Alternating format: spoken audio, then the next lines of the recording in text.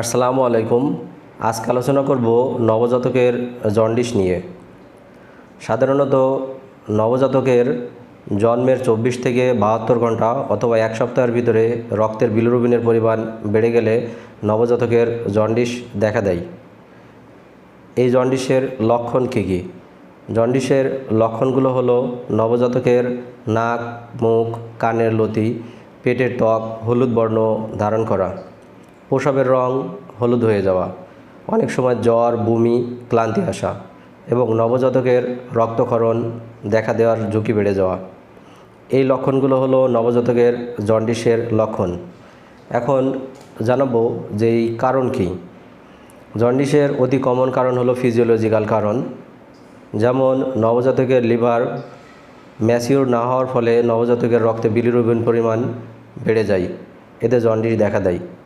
এছাড়াও নবজাতকের রক্তের গ্রুপের অসঙ্গতি মায়ের সাথে দেখা দিলে বিলিরুবিনের পরিমাণ বেড়ে যায়, যেমন RH ইনকম্প্যাটিবিলিটি, ABO ইনকম্প্যাটিবিলিটি। এইগুলোর ফলে RBC বেশি ভাঙে, যার ফলে রক্তে বিলিরুবিনের পরিমাণ বেড়ে যায়। এবং প্রিমেচার বেবি 37 সপ্তাহ পূর্ণ হওয়ার আগেই জন্ম নিলে নবজাতকের জন্ডিস দেখা দেয়।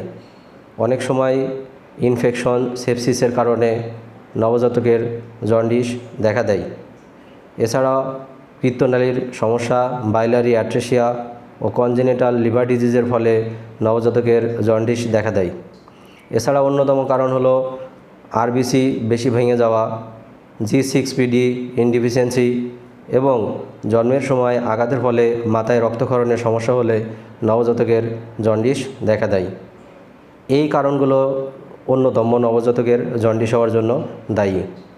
এখন জানাবো যে এই জন্ডিস হলে এর বিপজ্জনক লক্ষণগুলো কী কী।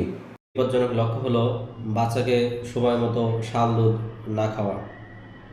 এখন জানবো জন্ডিসের কারণে অতি বিপজ্জনক লক্ষণগুলো।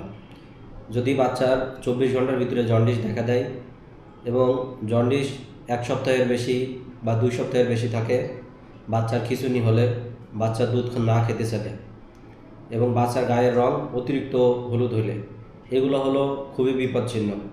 এখন চিকিৎসা কী? এই জন্ডিস হলে বাচ্চার চিকিৎসা হলো বাচ্চাকে প্রচুর পরিমাণে মায়ের বুকের দুধ খাওয়াতে হবে, বাচ্চাকে সূর্যের আলোতে নিতে হবে এবং চিকিৎসকের পরামর্শ অনুযায়ী চিকিৎসা করতে হবে। ধন্যবাদ।